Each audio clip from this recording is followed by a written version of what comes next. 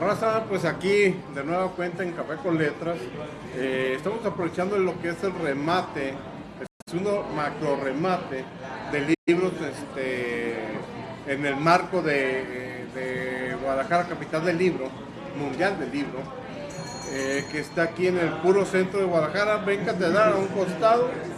Y ahí van a encontrar muchas ofertas, está muy curada, hay muchas ofertas de terror, poesía, superación personal, hay de todo. Están los camaradas de citas ciegas con un libro, está Random House, está Sexto Piso, un montón.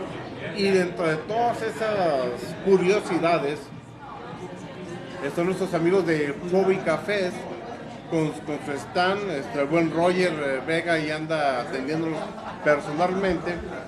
Y de ahí pues surgió un sarcófago con letras, números raros, cósmicos, ciclópeos. Y nos encontramos al jefazo, al maestrazo Luis Sabadie. Pues bienvenido, canijo. Nos va a estar hablando de sus libros. Ahorita traes ese de aquí. Así es, ese es el más nuevo, bueno, uno de los más nuevos. De repente se acumularon y salieron prácticamente 3 libros simultáneos. Ok. Pero este es el plato fuerte, por así decirlo. Ajá. ¿Cómo se llama? ¿De qué va? El rastro de los antiguos, el secreto de un alquimista veneciano.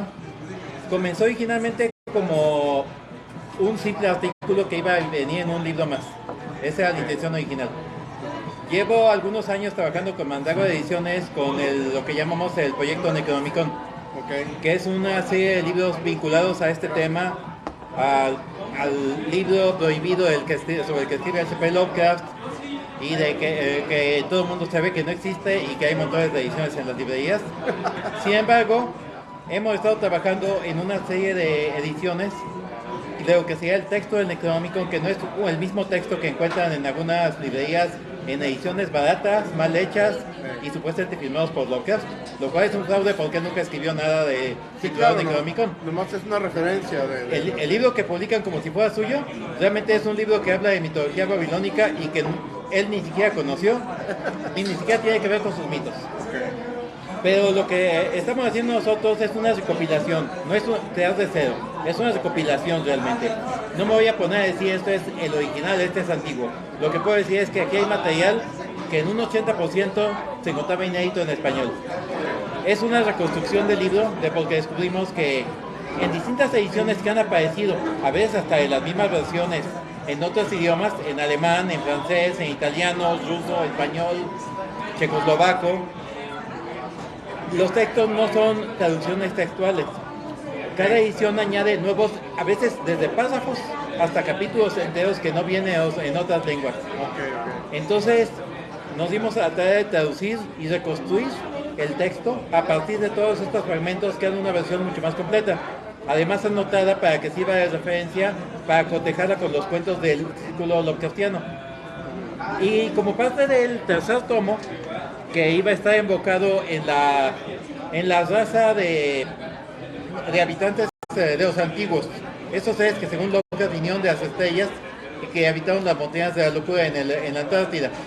En esta novela que Guillermo del Toro quiere filmar como stop motion, yo pensaba utilizar este dato como un complemento a esto, porque había encontrado una coincidencia interesante que así me pareció y que yo pensaba desarrollar como un artículo interesante. Y ya, la moneda que se ve en la portada del libro es una moneda del siglo XV, que es el sello personal de un arquitecto veneciano.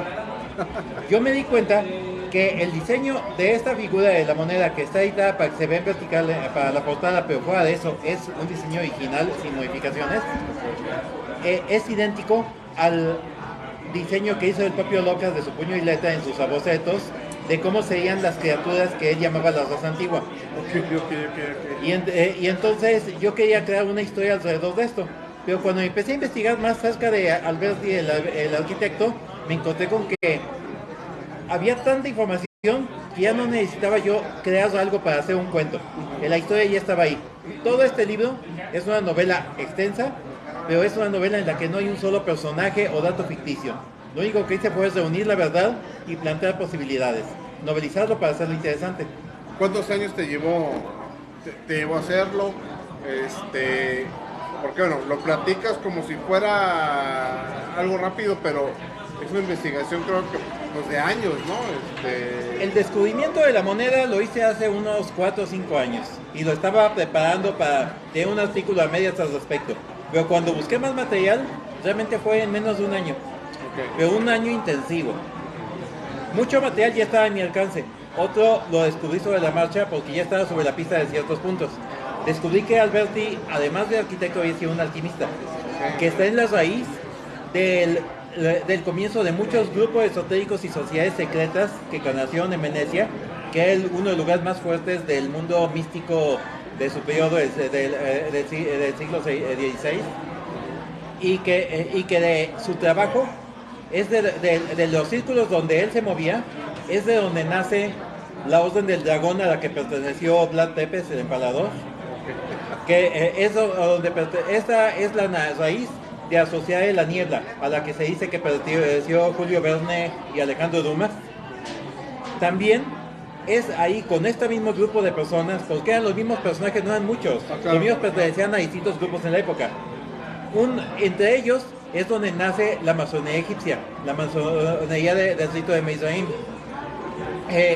Ahora, Colin Wilson escribe en una de las muchas versiones del supuesto Necronomicon que el padre de Lovecraft había pertenecido a la masonería egipcia y pudo haber obtenido el Necronomicon con ellos.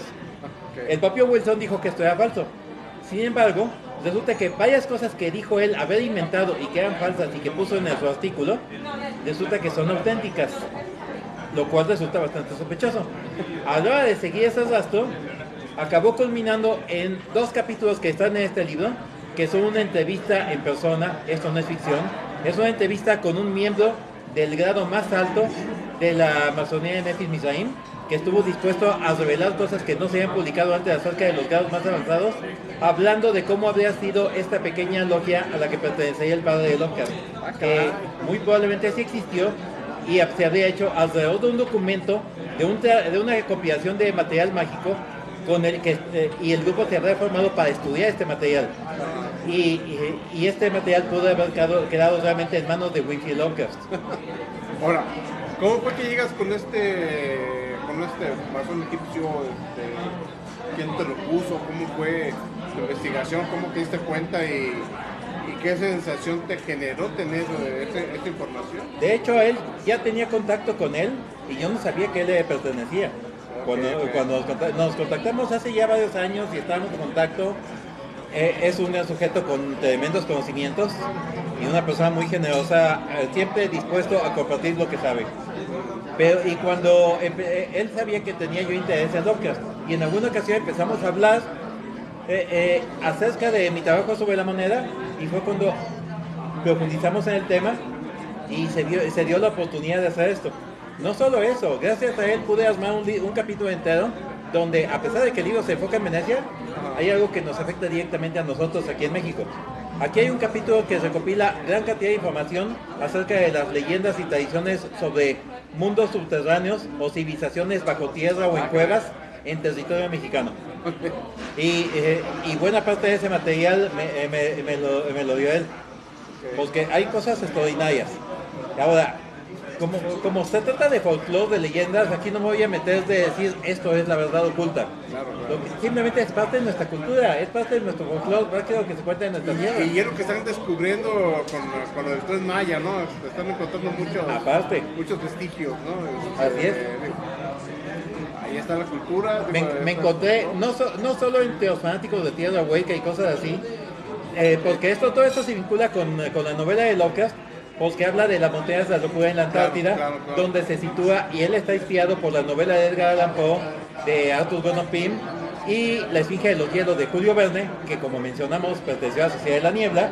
La Esfinge es uno de los símbolos de la Sociedad de la Niebla, de manera que todo se va vinculando.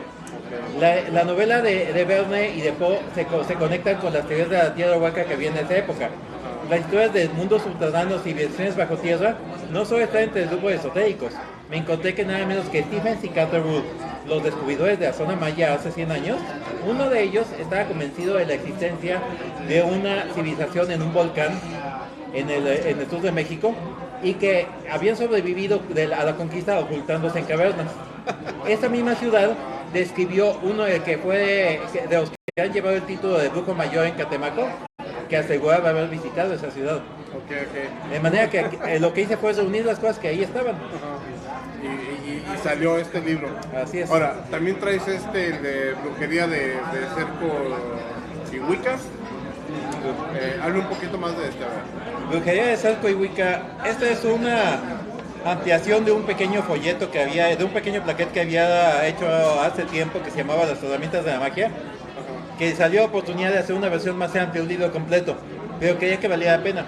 Aquí viene incluida por una parte a unas ponencias que preparé para un evento que se hizo hace años aquí en Guadalajara, el Diálogo Multicultural Universal, que fue organizado por el Parlamento Mundial de Religiones de la ONU en coordinación con el grupo Carpe Diem aquí en Guadalajara. Y tuve la oportunidad de participar en las dos ocasiones que se realizó el evento. Y aquí están incluidas estas ponencias que hablan de lo que implica para los grupos neopaganos y wiccanos practicar tradiciones que son en esencia territorialistas, arraigadas en el terreno mismo donde habita uno, pues que es de las culturas antiguas que así se desarrollaban. ¿Qué implica practicar este tipo de tradiciones de origen europeo en territorio mexicano? Que no es tan incongruente como parece, pues que todos los pueblos, la historia de la humanidad es una serie de migraciones, a fin de cuentas. Pero tal vez la parte que más ha traído interés en este libro es que fue la oportunidad también de hacer algo que no se había hecho en México. Por primera vez aquí hay una retrospectiva de la historia del movimiento neopagano en México, de cómo llegó aquí, de sus comienzos hasta nuestros días. Comenzando en los años 70 y 60 y 50, cuando había unos cuantos casos aislados, había un strega que se encontraba en Veracruz, había algunos grupos wiccanos, como al que perteneció la autora H.B. Hearns, que escribió el libro Luzbela en la hoguera, donde cuenta sus experiencias de iniciación en la Wicca, pero también con Remedios Varo y Sonora Carrington, que estudiaron el material Wicca, las obras de Gerald Gardner cuando estuvieron aquí en México, las dos. Quítame lo bruto. ¿Qué es el tema Wicca? ¿Qué es esta rollo? La Wicca conoció en los años 50 a través de Gerald Gardner, un ocultista y Cruz británico que era antropólogo además, que estuvo trabajando en Europa y también estuvo trabajando en México como arqueólogo y antropólogo. Pero él fue iniciado en un grupo de brujería británico. Cuando se revocó la última de las leyes en contra de la brujería de Inglaterra, él vio la oportunidad de salir a la luz de lo que normalmente se guardaba en secreto. Pidió permiso en su grupo, lo que algunos llaman aquelarre aquí, su círculo de brujos. Le dijeron, puedes publicar, pero no publiques ciertas cosas, nuestros nombres y las cosas interiores de cómo manejamos todo, que sea privada. Entonces él, como estaba limitado a eso, empezó a escribir libros, primero como novelas y luego como libros ya abiertamente, pero primero fueron novelas. Ya hizo confiancita, sí, pero como no le permitían utilizar ciertas cosas, como por ejemplo los nombres, ciertos símbolos que usaban, etcétera, que querían que se mantuvieran privados, él fue fiel a su juramento de discreción.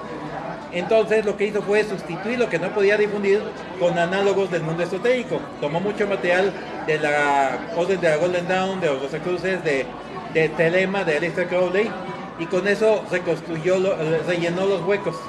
Después se unió a él una mujer llamada Doreen Valiente, que escribió el material, quitando mucho de lo de Crowley, quitando mucho de los Rosacruz y utilizando más fuentes paganas para hacer una forma más fiel. En esta época estaba muy difundida la idea de que la brujería había sido una religión pagana que sobrevivió de manera clandestina. Actualmente ya sabemos que eso fue una exageración de una antropóloga, Margaret Murray sobre todo, que sí exageró en su interpretación, sin embargo, sí encontró un núcleo de verdad. No sería una religión organizada que sobreviviera de manera secreta, pero sí de tradiciones, conceptos, elementos y una cosmovisión pagana que sobrevivió a través de una especie de sincretismo, porque la brujería es lo que era. Donde muchos decían que era el demonio, estaban adorando los espíritus de la naturaleza, una figura cornuda o astrada, así como el dios Pan o el Cernunnos de los celtas, que representa la naturaleza, la cacería, la fertilidad, una diosa madre relacionada con la luna, Y todo esto es la raíz de la Wicca. La Wicca es un intento de revivir la brujería europea, pero en forma de una religión organizada. Okay. Una religión con fuertes tintes esotéricos, pero una religión al fin. Pero es solo una, porque actualmente hay muchas religiones paganas que han sido retomadas a través del reconstruccionismo. Por supuesto que el culto de los romanos, de los escandinavos, acabaron extinguiéndose, pero han sido retomados a través de un trabajo antropológico para revivirlos, para revivir estas religiones como pueden ser en la actualidad, actualizarlas y traerlas a nuestra vida. Y esto se ha vuelto un movimiento muy fuerte, aunque sucede en casos esporádicos en Latinoamérica y en México. En los últimos 20 años, justo este año se cumplen 20 años del primer encuentro nacional Wicca pagano que se realizó en Malinalco, en el cual tuve la oportunidad de participar. Se organizó Carmen Tarwe, que es la fundadora de la Hermandad de la Diosa Blanca, y ahí estuvo presente también César Ramsay, que fue fundador por esas fechas de la Sociedad Wicca México, que es probablemente la organización más grande wicana que hay en México, y que tiene un trabajo activo muy fuerte ambos grupos, por trabajos de ayuda social, de crear conciencia, de apoyar a los practicantes, dar conocimiento, dar información y también de defender los derechos de libertad de conciencia en México. Y no es corretear vírgenes para matarlas, sino es para nada. Es naturaleza. Esto es venerar a la vida y a la naturaleza. Está prohibido derramar sangre y tomar vidas, tanto a animales como humanas. Jamás van a encontrar a un pagano sacrificando animales ni haciendo el mal. Incluso en la Wicca en particular hay un credo, la red o código Wicca, que dice: si a nadie perjudica, haz lo que quieras. Okay. Es la primera regla. Por supuesto que es un ideal. Hagamos lo que queramos. Yo ahorita me acabo de servir el café, resulta que tal vez me serví la última sobre de azúcar que había, y alguien llega después y resulta que se baja el azúcar y se desmaya lo que llega. No podemos predecir nuestras acciones, pero se busca de aspirar a hacer el bien y evitar perjudicar a nadie. Esa es la aspiración. Este es el caso concreto de la Wicca. Okay. Cada tradición tiene su propia visión. No es cierto que realmente solo el cristianismo tiene moral y ética. Sí, claro. Cada religión ha tenido su propia visión ética, claro, de acuerdo con su época. Y por supuesto, estamos en el siglo XXI y lo que se retome se va a actualizar de acuerdo con nuestros criterios y normas sociales. Okay. Y ahora, es que como es un escritor muy prolífico, bueno, ¿cuántos libros ya tienes en tu haber? Ya son como 24. ¿Y tan chavito? Ya que sea mayor de edad, a ver qué hago. Luego aquí tenemos esta serie. Este es el tomo 3 del Necronomicon que estaba comentando. Ajá. Este tomo se titula A través de las montañas de la locura. Es la primera parte de lo que cuenta la historia de la raza antigua, de su venida a la Tierra y la civilización que tuvieron en una Tierra antes de aparecer la humanidad. Es ciencia ficción total en ese sentido. Es lo que algún día esperemos que podamos ver como película en la película Guillermo del Toro. Y el código secreto del Necronomicon, que está acá atrás escondido, es una novela que rastrea un ejemplar del Necronomicon que habría llegado a Guadalajara hace unos 15-20 años, pero recorriendo personajes y lugares de esta ciudad. Raffles, el lagón elegante que murió a manos del Indigentes, aquí se cuenta su historia.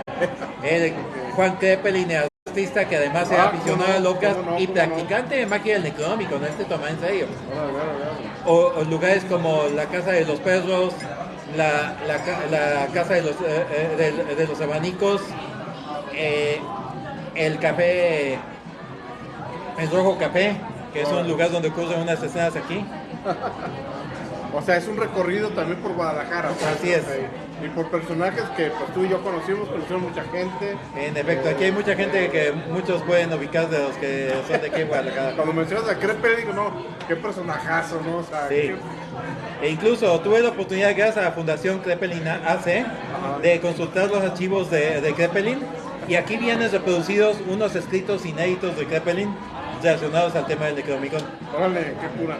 Ahora, ¿dónde, cómo, cuánto, dónde se consiguen tus libros? Y sobre todo, alguien que no esté tan familiarizado con el tema, porque tienes libros muy especializados, Incluso uno que trae lo presentaste el año pasado, creo, en Fóbica, o fue hace 2 años. El de Alhazred. Sí, que traes un mapa de recorrido. Sí, Alhazred, la historia secreta del Necronomicon, yo creo que es el más extenso de todos. Es una biografía de Abdul Alhazred, el árabe loco que según Lovecraft escribió el Necronomicon en el siglo VIII, después de viajar a través del desierto de Arabia durante 10 años. Mucho más de 10 años fueron duraron sus viajes. Ha habido varios intentos de que se crea su biografía. El más reciente fue la novela Alhazred de Donald Tyson, que publicó Edad, si no me equivoco.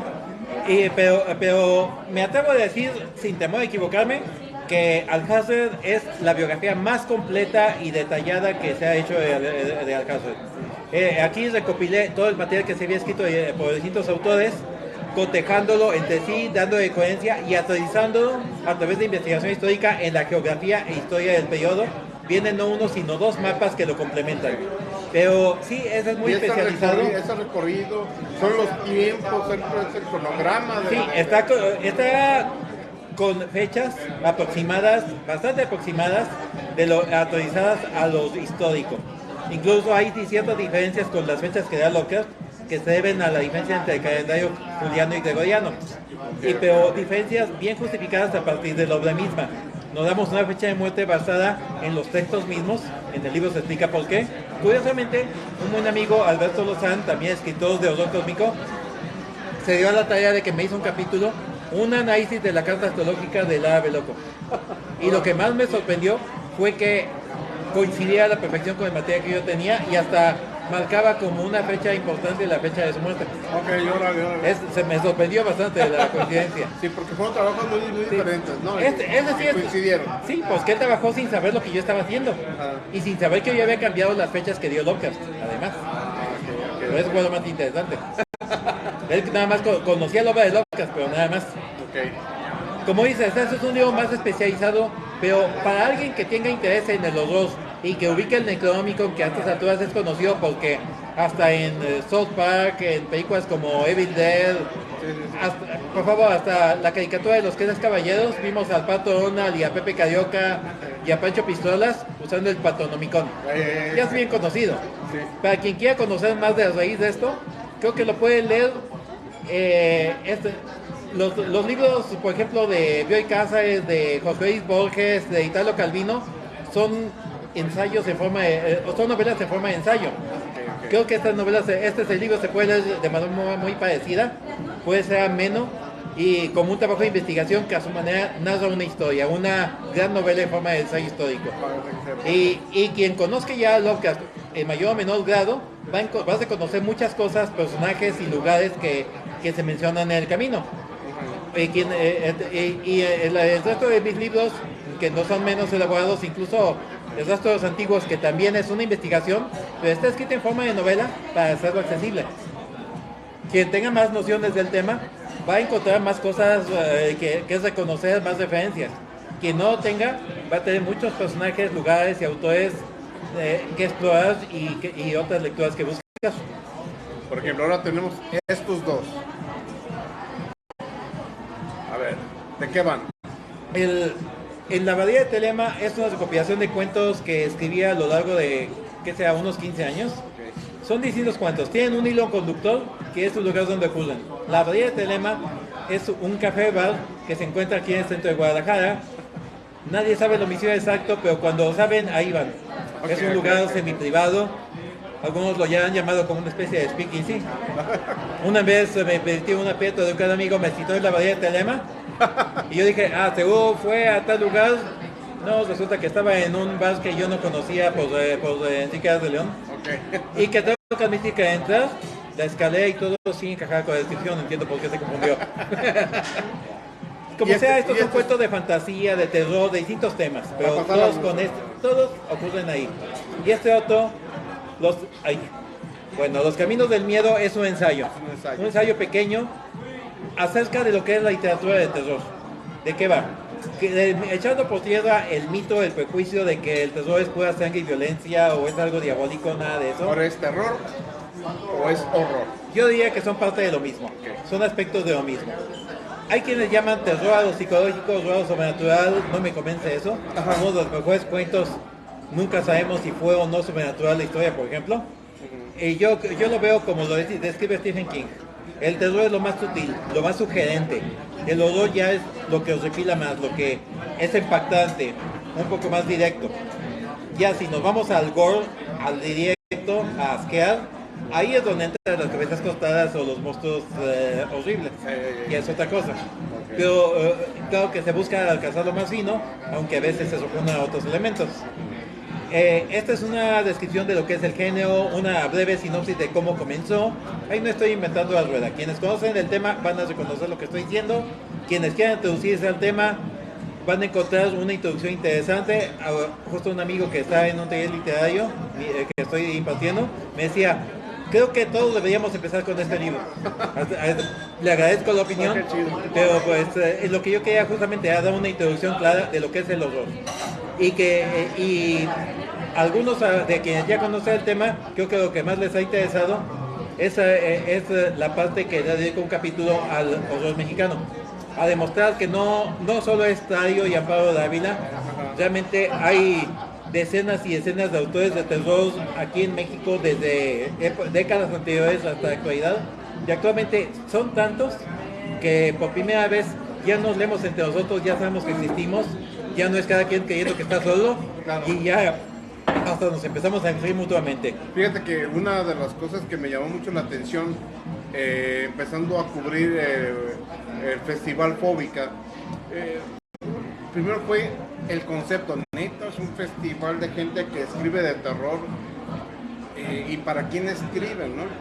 Y para mí la sorpresa, el gusto, y también ya soy parte del inmobiliario, creo. El rollo de que también hay mucho lector aquí. Y se toca aquí en Guadalajara, como bien dices, andaban dispersos, creyéndose que andaban solos, y Fóbica lo que hizo fue unirlos, y creo que se está fortaleciendo. No veo muy distante el tiempo en que la Feria Internacional del Libro diga, este espacio es para ellos, ¿no? O sea, yo sí lo veo, no muy lejano. Y digo, maravilloso esfuerzo de Roger, ¿no? Ahora, tiene un montón este muchacho, a ver, Sendero de los Brujos, ¿cómo se llama? El Sendero de los Brujos fue el primer libro que escribí sobre el tema de Wicca. Este sí es netamente sobre Wicca. El otro está también enfocado a brujería de Salco, que es una forma más antigua, más chamánica, digamos. Pero este lo escribí a raíz de la experiencia que tuve en el primer encuentro Wicca que mencioné, que hubo muchos altibajos, fue una magnífica experiencia para todos, claro. Pero ahí podemos aprender nuestros propios errores todos. Entonces, observando errores comunes que había entre todo el mundo, yo en lo personal había estado por mi cuenta, fue donde al fin conocí mucha gente. De repente llevamos toda una comunidad.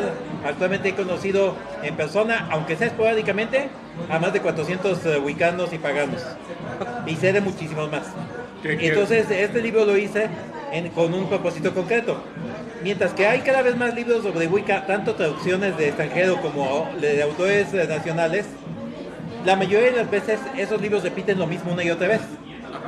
Entonces, lo que yo quería, llenar los huecos.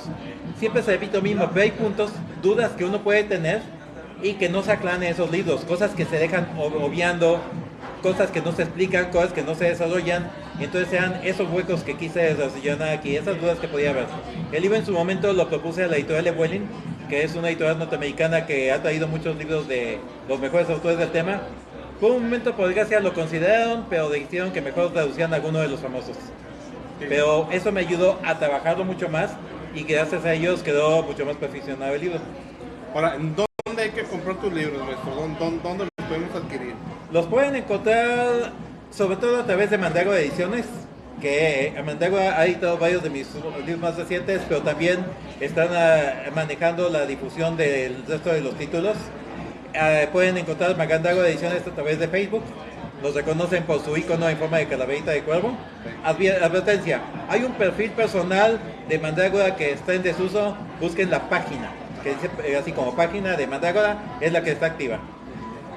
También ahí tienen su tienda en línea y los pueden pedir ahí. O si están en la ciudad, mandarles un mensaje y a cada rato Mandago está presentado según sitio o se les puede entregar el libro en algún sitio del centro y entregarlo personalmente. Un libro con esta... Con Alexa Gil. Alexa, ¿verdad? Sí. Así es, La Larga Noche, que es una novela de vampiros, acerca de, más que sobre vampiros, sobre lo que ocurre con la gente, con todo el impulso mediático que tienen los vampiros, qué ocurre con los aficionados al tema cuando hay verdaderamente vampiros sueltos en Guadalajara. Ese es el tema. También pueden contactarme a mí directamente si gustan, también por Facebook, estoy a sus órdenes. Y, Luis G. Abadie. Como Luis G. Abadie, con W. Así es. Ahí estoy a sus órdenes también. Y aprovecho para mencionarlo. Ahorita no solo están en el stand que comparte Mandrago Ediciones con Fóbica aquí en la feria del remate en el centro de Guadalajara. También tienen un par de mis libros en proyección literaria. Okay. Hay unos cuantos de mis libros en el módulo que tienen proyección literaria aquí por Avenida Alcalde. Creo que es Alcalde y es Rey Cayo o, Sí, Alcalde y Angulo. Puedo equivocarme. Sí, o en su librería tienen un par de mis títulos también. Y por último, aunque esos ya es también muy particulares y lejano geográficamente a nosotros, tienen toda mi existencia en una librería que se encuentra en Atlisco, Puebla. ¿Dónde le calico? Ahí no tiene piedra, es la única librería y la mejor porque está excelente esa librería, me encantó el lugar. Que tuve la oportunidad de presentar mis libros, uno de mis libros el mes pasado y ahora tienen toda mi existencia ahí. Me imagino que no has entrado a la librería de Montecruz. En Montecruz son medio gandallas. No publican, nomás venden a los locales. Ok. Chequen los libros de él, van a saber por qué es Montecruz. Sí. Pues hermanito, pues un placer que hayas estado aquí con nosotros. No, y es que te faltaron hablar un montón de código taronense, infinidad de libros y todos siempre relacionados a estos temas. Para la raza, bueno, creo que este libro está chido. Lo van a disfrutar un montón porque se van a encontrar lugares comunes, con raza común, bueno, que ya los ubicamos. Obviamente Los Caminos del Miedo, el ensayo que todo sujeto que se dedique o quieras que empezar a escribir o entender el horror debe de leer. Con Abadía Telema, pues, aquí hay sucursales. Y pues muchas gracias, canijo. Gracias a ti. Y por favor, cada que tengas un libro nuevo, telefonazo y nos ponemos de acuerdo y bien. Lo armamos. Ahí vienen varios en camino. Ya está, ya dijiste, canijo. Y raza, bueno, ahorita hacemos una pequeña pausa y regresamos porque yo creo que sí nos vamos allá al estar, esperemos que ya la música haya bajado. Y seguimos aquí pues en el remate. Yo ya me chingué esto, no se queda. Hay que comprarlos. Es remate, están varas. Y nos vemos al ratito. Muchas gracias.